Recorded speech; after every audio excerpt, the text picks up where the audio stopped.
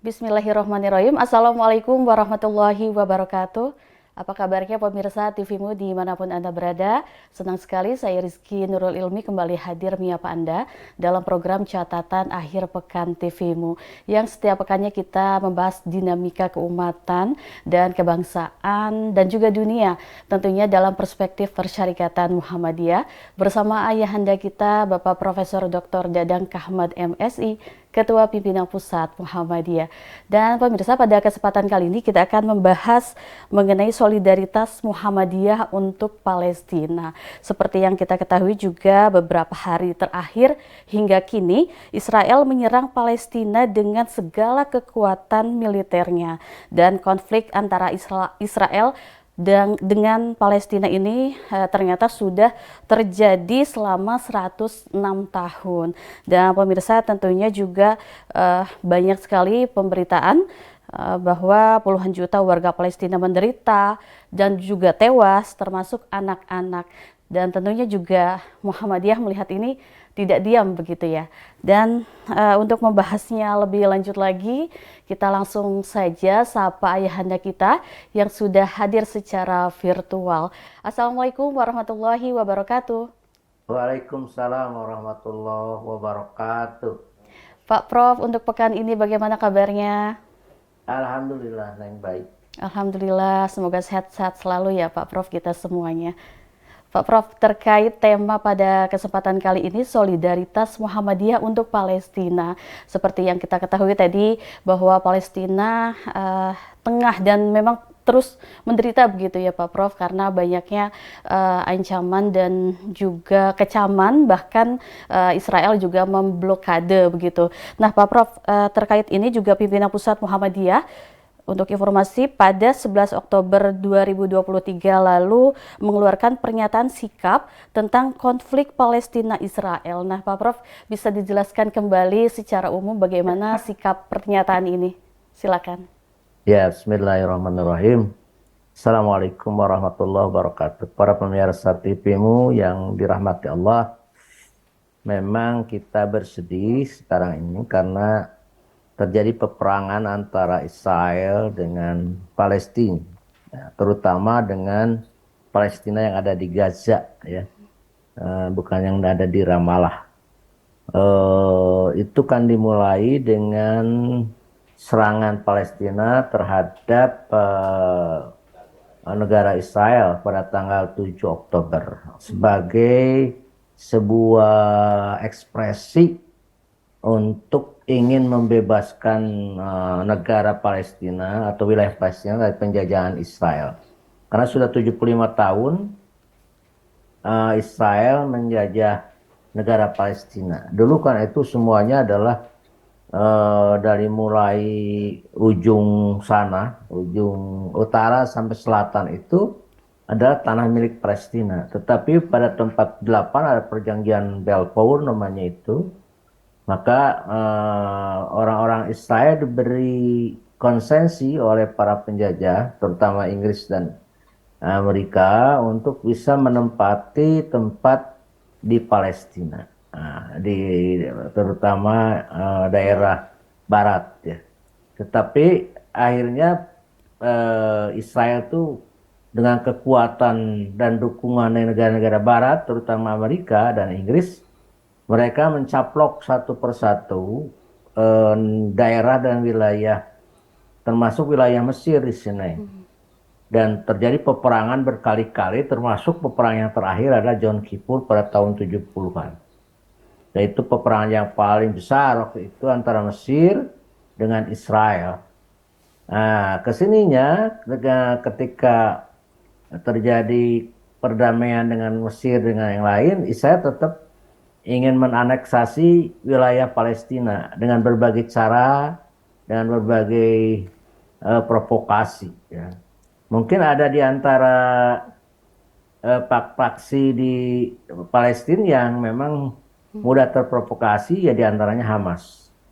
Ya, kemarin dengan dalih Israel tuh membalas dendam atas serangan Palestina, Hamas, maka Israel membombardir Gaza dengan sangat brutal yang sampai hari ini yang meninggal lebih dari 3.000 orang di Gaza itu, dengan luka-luka juga ribuan. Karena Israel itu tidak membidik ke tentara, tidak membidik ke Hamas, tetapi membidik semua rakyat, masyarakat sipil, laki-laki, perempuan, termasuk juga yang mereka bunuh adalah bayi-bayi dan orang-orang tua. Dan yang terakhir adalah yang sangat kejam adalah membombardir rumah sakit baptis yang meninggal ratusan, termasuk di sana para pasien dan juga orang-orang yang sedang dirawat, termasuk dokter dan perawat. Ini memprihatinkan kita orang Muhammadiyah atau pimpinan pusat Muhammadiyah, sehingga kita mengadakan gerakan pertama menyatakan keprihatinan pada tanggal 11 Oktober itu. Ada beberapa butir di sana itu, ya. Kalau salah nggak 6 butir, ya. Pertama, merasa prihatin dengan kejadian hal itu, karena kalau namanya konflik perang itu kan melahirkan sebagaimana yang disebutkan dalam Al-Quran ketika Nabi Sulaiman meminta Ratu Bilqis untuk menyerah, maka kata Ratu Bilqis, kalau ada tentara masuk ke negeri orang itu dia melakukan kerusakan dan penduduknya terhinakan. Yang kedua, juga dalam himbauan itu kita menghimbau untuk saling menahan diri, untuk tidak saling membunuh, saling menyerang, dihentikan pertikaian itu. Dan yang ketiga adalah kita sholat dan berdoa, sholat gaib, juga berdoa bagi mereka yang menjadi korban. Dan yang kelima, kita ingin membantu mereka agar supaya beban-beban yang sedang susah ini tidak menjadi sesuatu yang membebani mereka terlalu. Oleh karena itu ada penggalangan dana, dan sebetulnya Muhammadiyah sudah punya dana sejak dulu dikumpulkan 32 miliar. Tapi sekarang tetap kita akan mengumpulkan, terutama sekarang ini untuk pertama untuk menolong saat sekarang di mana Gaza itu diblokir oleh di samping dibombar juga diblokir oleh Israel, tidak ada listrik, tidak ada air, tidak ada apalagi kesempatan untuk itu menikmati mereka, ya, menikmati hidup di sana. Ya, Jalurnya kita ada dibatasi dua, gitu ya. pertama recovery, yang keduanya adalah menolong sekarang hal-hal yang terutama pertolongan pangan dan obat-obatan yang betul-betul membutuhkan masyarakat Palestina ini. Baik, Pak Prof. Memang sangat mengkhawatirkan dan juga memprihatinkan bagi kita semuanya, khususnya memang untuk warga Palestina dan umat muslim seluruh dunia, Pak Prof. Pak Prof, kita lanjutkan di segmen berikutnya. Tetaplah bersama kami pemirsa dalam Catatan Akhir Pekan TV-mu. Ya, terima kasih pemirsa, Anda masih bersama kami dalam program Catatan Akhir Pekan TV-mu, dan kita masih membahas mengenai solidaritas Muhammadiyah untuk Palestina. Tadi Prof. Dadang juga sudah menjelaskan sebetulnya bagaimana sikap, pernyataan dan juga program atau tindakan yang sudah dilakukan oleh Muhammadiyah untuk solidaritas kepada Palestina ini. Nah, Pak Prof, sebelum banyak terus menjelaskan mengenai apa saja program-program Muhammadiyah, Pak Prof bisa menjelaskan apakah memang konflik antara Israel Palestina ini sudah ada dalam Al-Quran, atau tafsir terkait Palestina ini bagaimana Pak Prof dalam Al-Quran? Silahkan. Ya, saya kira Al-Quran itu menjelaskan tentang karakter orang Yahudi, ya, terutama. Yang kedua, sikap-sikap orang Yahudi terhadap bangsa Arab dan hal ini Islam. Yang saya ingat ada dua ayat. Pertama Al-Baqarah ayat 120. Walan tardo angkal Yahud walan Nasoro hatta tattabi'a millatahum. Tidak akan pernah ridho, suka orang Yahudi dan orang Nasrani kepada kamu Muhammad atau umat Islam, hatta tattabi'a millatahum, sehingga kamu mengikuti kepada agama mereka atau mengikuti cara mereka. Yang kedua adalah dalam surat Al-Maidah ayat 82, la tajidanna asadan nas adawata lil ladzina amanu wal yahuda wal nas wal ladzina asyraku wala tajidanna aqraba mawaddata lil ladzina amanu ladzina qalu inna nasara dzalika bi anna minhum kisisina wa rubanan wa annahum la yastakbirun. Tidak ada lagi yang paling keras, ya, akan orang-orang yang paling keras permusuhannya terhadap orang-orang beriman, yaitu orang-orang Yahudi dan orang-orang musyrik. Jadi yang paling keras permusuhannya itu adalah orang Yahudi, orang musyrik itu ketika di Madinah. Dan sesungguhnya kamu dapatkan yang paling dekat persahabatan dengan kamu adalah orang-orang yang mengatakan Nasron. Kami adalah orang Nasrani. Yang demikian itu sebabnya karena di antara orang-orang Nasrani itu terdapat para pendeta yang rendah hati, tidak menyombongkan diri. Jadi ayat Al-Maidah 82 itu menceritakan tentang kekerasan hati, permusuhannya orang-orang Yahudi terhadap Nabi Muhammad, terhadap orang Islam. Nah, dalam konteks Palestina ini mungkin akarnya memang sejarah dulu, karena orang Israel itu tidak ada dulu dikutuk Allah, ya. Dalam surat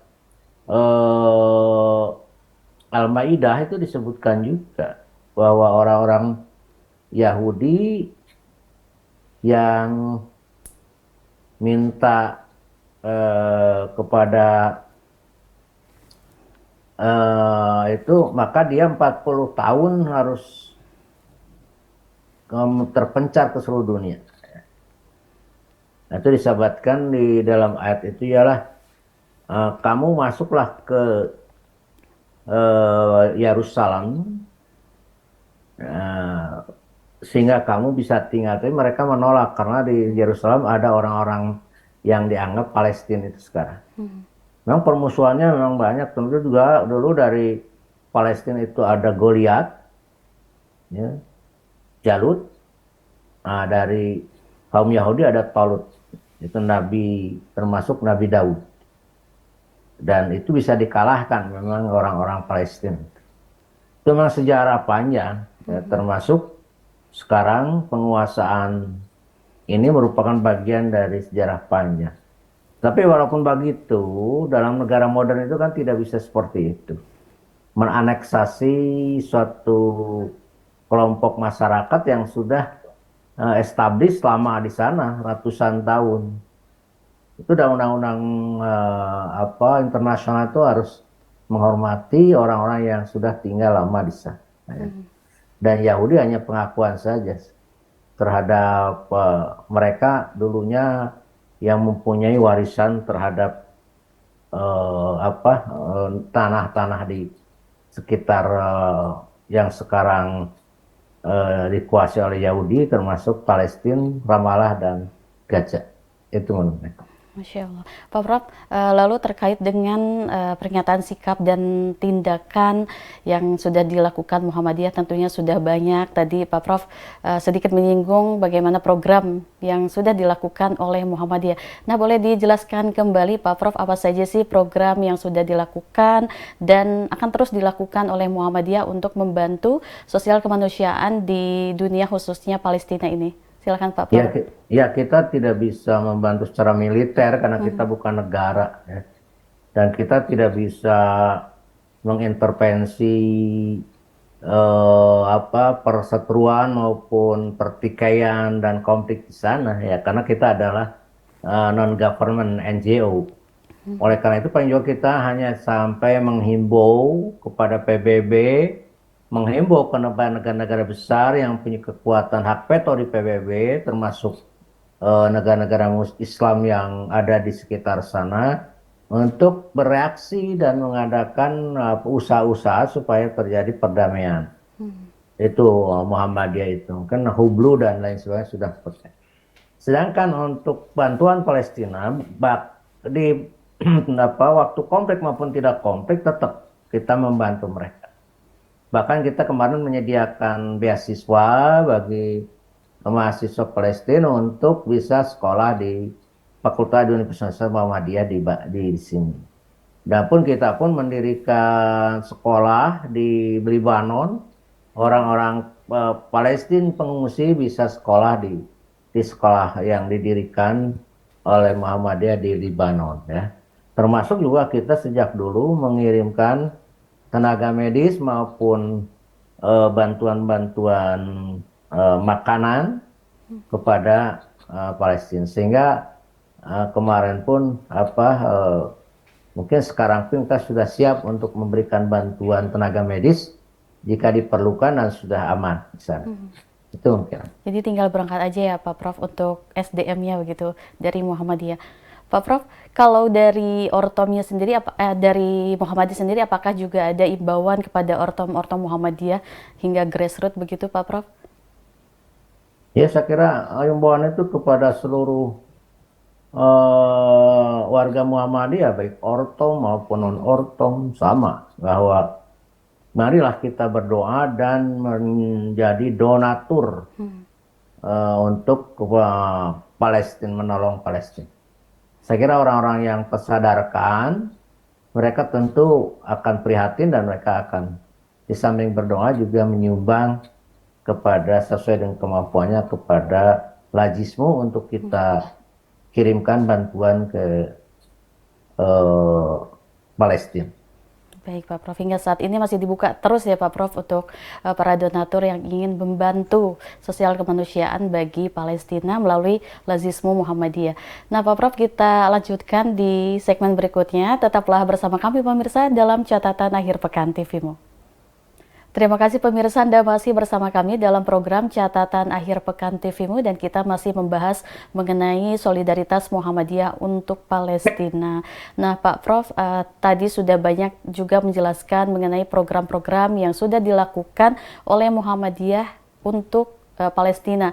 Nah, kalau yang lain begitu Pak Prof, secara umum upaya apa saja sih yang dilakukan Muhammadiyah dalam perdamaian dunia? Karena kita tahu juga bahwa konflik seperti ini tidak hanya di Palestina, namun juga ada misalnya di Rohingya begitu. Apa saja Pak Prof program untuk misi perdamaian dunia Muhammadiyah?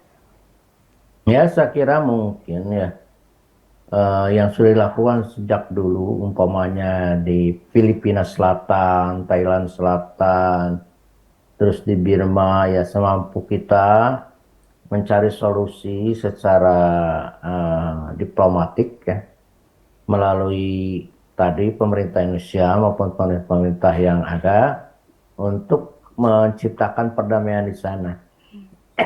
Terutama kita ingin memberikan pengertian kepada yang konflik, terutama kaum muslimin, untuk konflik itu tidak begitu bagus.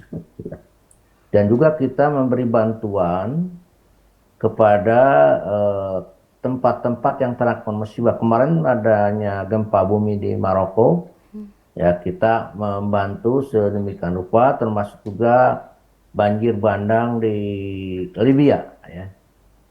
PCM kita yang ada di sana sekaligus menjadi penyalur bagi bantuan-bantuan yang dikirimkan oleh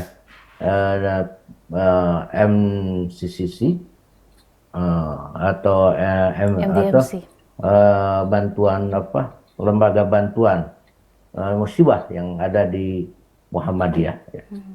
Terutama melalui pengumpulannya melalui Lajismu, karena kita adalah satu pintu pengumpulan melalui Lajismu, baik Lajismu pusat, wilayah maupun sampai ke tingkat daerah, cabang dan nanti, sehingga nanti dikoordinasikan, dikumpulkan, lalu disalurkan melalui saluran-saluran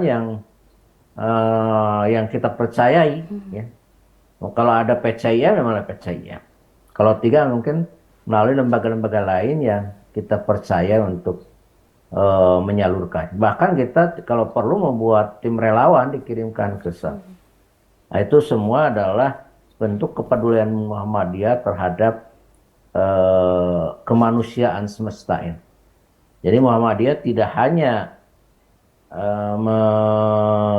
membuat atau memberikan semacam pelayanan terhadap masyarakat lokal maupun nasional, tapi juga Muhammadiyah memberikan pelayanan secara semesta. Oleh karena itu tema dari kita adalah mencerahkan semesta. Karena ini adalah juga tanggung jawab kita terhadap manusia. Itulah universalnya etika Muhammadiyah dan punya moralitas yang sangat tinggi. Jadi yang disebut dengan rahmatan lil alamin. Kita tidak memandang agama, tidak memandang bangsa, tidak memandang suku. Kalau memang perlu ditolong, kita tolong. Nah, itulah yang karakter dari Muhammadiyah kita. Masya Allah, Pak Prof sungguh sangat menginspirasi sekali tentunya. Apa saja sih yang tadi Pak Prof dijelaskan begitu ya untuk warga Muhammadiyah khususnya.